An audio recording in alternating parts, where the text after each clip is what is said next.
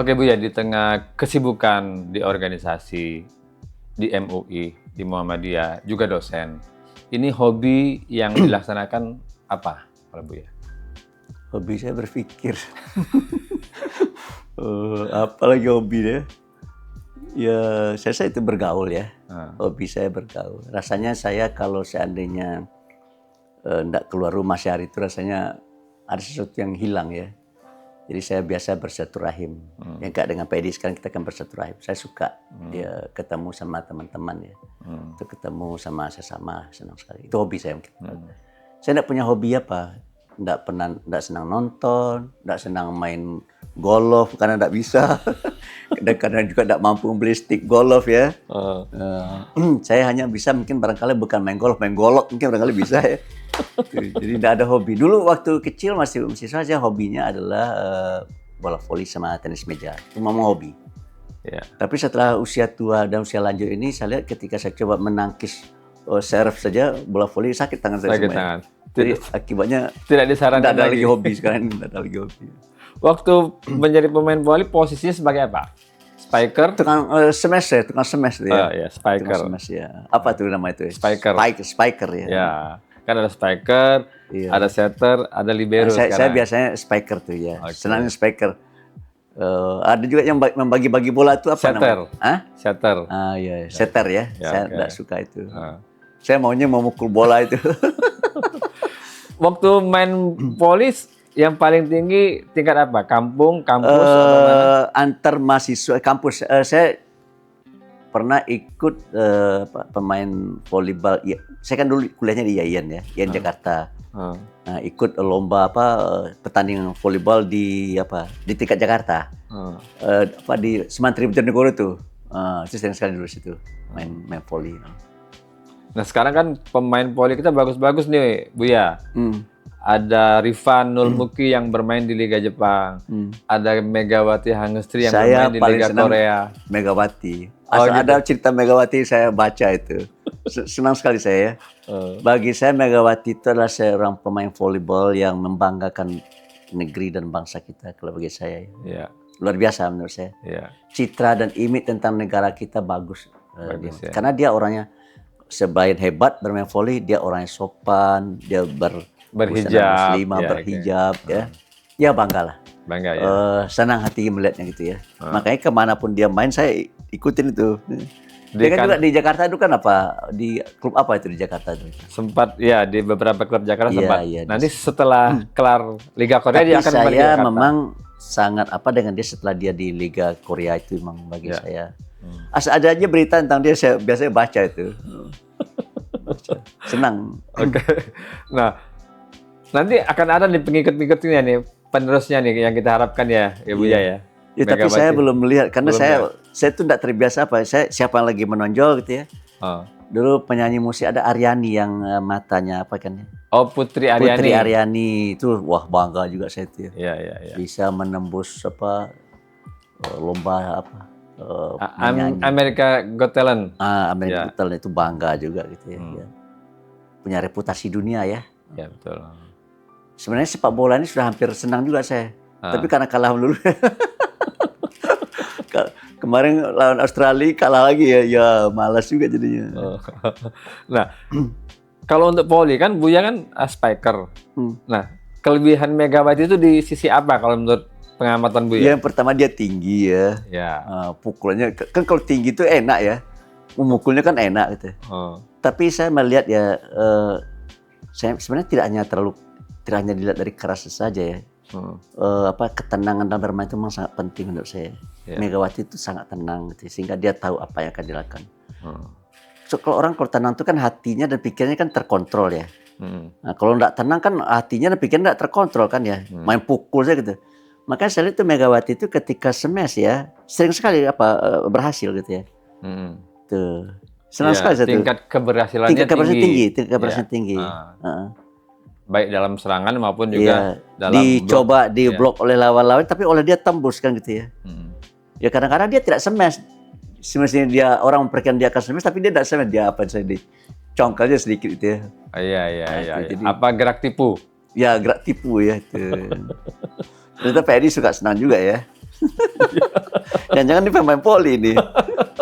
Enggak, saya nggak main voli itu. Oke, selain itu apa lagi yang dilakukan untuk menjaga kesehatan, kebugaran di usia sekarang? Saya itu biasanya bersepeda dengan istri. Saya tinggal di Ciputat dekat kampus UIN Jakarta. Saya suka juga bersepeda dari Ciputat ke Monas. Itu sekitar 20 atau 24 kilo lah. Jadi pulang balik sekitar 48 kilo. Itu seminggu berapa kali? Ya sering juga, tapi enggak apa ya. Beberapa kali saya coba, ternyata saya masih bisa. Biasa saya ke Bintaro, ya berputar-putar 1 kali gitu ya. Sekitar 12-24 kilo lah ya saya. Masih kuat juga ya di usia yang sekarang ya Buya ya?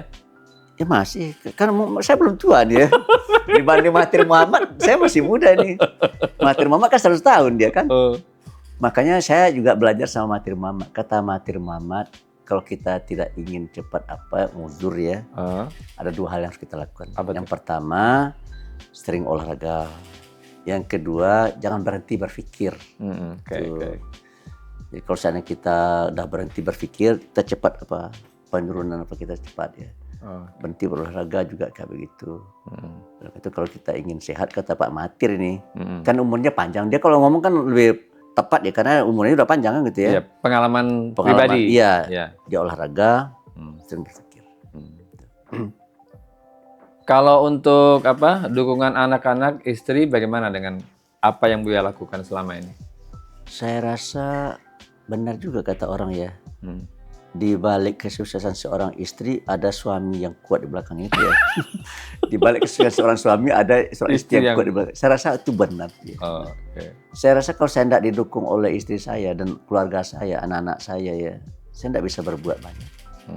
Tapi karena saya dapat dukungan penuh dari istri dan anak ya, maka saya bisa bekerja ya dengan tenang tanpa direcukan oleh istri.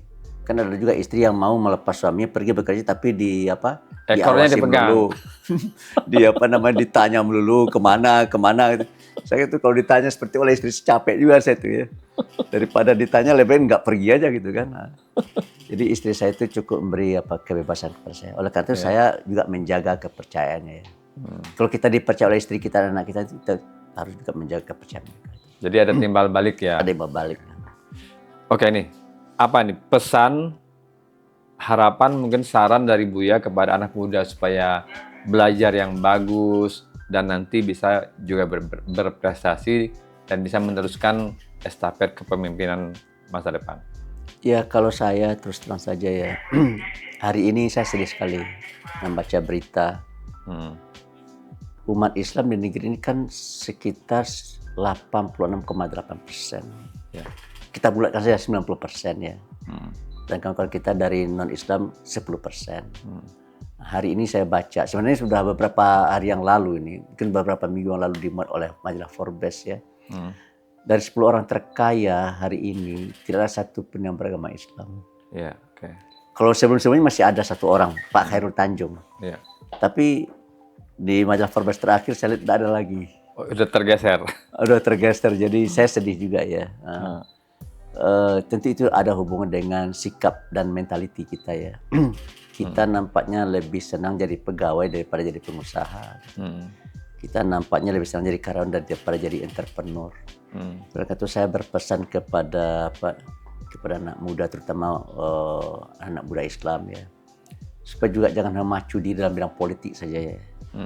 Silakanlah berpolitik, tapi juga harus ada di antara kalian ini yang bergerak dalam bidang ekonomi dan bisnis. Iya, Harus belajar dengan Khairul Tanjung, belajar dengan Pak Yusuf Kalla gitu ya, yang merupakan tokoh dari kalangan umat ya. Gitu. Iya. Kalau kata orang lama itu saudagar tak kurang uang. Iya, saudagar tak kurang uang. Iya. Iya, betul. Dan uang itu perlu ya. Uang itu perlu ya. Ya, kita tidak bisa juga menyalahkan kepada saudara kita dari etnis Cina mengapa mereka maju ya. Kenapa? Karena ada kata-kata Imam Syafi'i ya, man jadda wajada. Siapa yang bersungguh-sungguh maka dia akan dapat gitu. Karena mereka bersungguh-sungguh ya mereka sukses gitu. Itu hukum alam ya. Hukum alam ya. Dan teman saya ada yang saya harapkan bisa jadi konglomerat ya. Saya lihat dia potensial untuk menjadi orang kaya gitu. Tapi begitu dia sudah kaya, dia pindah ke politik gitu ya. Nah, itu dia. Jadi saya menyayangkan betul ya. Padahal menurut saya dia tidak harus terjun ke politik, dia terjun terus saja dia di jalur istiqomah bisnis. di jalur bisnis ya. Iya. Itu bisa. Dan kalau seandainya dia punya aspirasi, nanti kan dia bisa ajak kawan-kawannya untuk memperjuangkan aspirasi gitu ya. Iya, betul. Itu masalah. Jadi kesimpulan saya ya, nasib umat Islam di Indonesia ini masih jauh dari yang kita harapkan lah. Itu aja. Ada titik lemah kita ya dalam bidang ekonomi bisnis. Oleh karena itu saya berharap mudah-mudahan dunia pendidikan kita ya akan bisa mencetak entrepreneur. Tapi agak sulit juga ya karena kurikulum kita tidak mendukung. Kurikulum kita itu saya lihat siap untuk meluluskan lulusan-lulusan pencari kerja. Bukan entrepreneur. Bukan pencipta kerja. Iya, okay. Sementara kawan-kawan kita dari etnis Cina itu mendidik anaknya untuk siap menjadi pencipta lapangan kerja gitu. Yeah, okay. Akibatnya apa? Jumlah entrepreneur kalau mereka semakin besar, kita hanya berisu-isu aja dikit. Sehingga jarak kehidupan mereka dan kita semakin terjal, dan itu menurut saya tidak sehat bagi kepentingan bangsa dan negara kita di masa depan ya. Karena akan ada terjadi kesenjangan sosial. Sehingga akibatnya kalau kesenjangan sosial itu berlarut dan berlanjut itu akan menimbulkan rasa iri ya. Dan rasa iri itu akan bisa mengoyak persatuan dan kesatuan. Oleh karena itu menurut saya pemerintah dan negara berkewajiban juga ya meninjau kembali kurikulum-kurikulum yang ada ya, supaya ya kurikulum yang ada itu jangan hanya siap untuk mencetak pencari kerja, tapi juga bisa menciptakan lapangan kerja. Dan itu saya lihat kawan-kawan kita dari etnis Cina ya sudah melakukannya ya. Oleh karena itu bagi saya tidak ada salahnya kalau ada kata-kata orang arif ya, uturbul ilma walau bisin gitu. Iya betul. Untuk ilmu meskipun ke negeri Cina. Sampai ke negeri Cina. Untuk apa kita pergi ke Beijing, untuk apa kita pergi Guangzhou, kalau Cinanya ada di sini, belajar dengan Cina di sini gitu. Kalau menurut saya ya. Iya. Siap Buya, semoga ini menginspirasi pembaca dan penonton Voice of Indonesia. Iya, sama-sama Pak Edi. Ya, Assalamualaikum warahmatullahi wabarakatuh. Waalaikumsalam warahmatullahi wabarakatuh.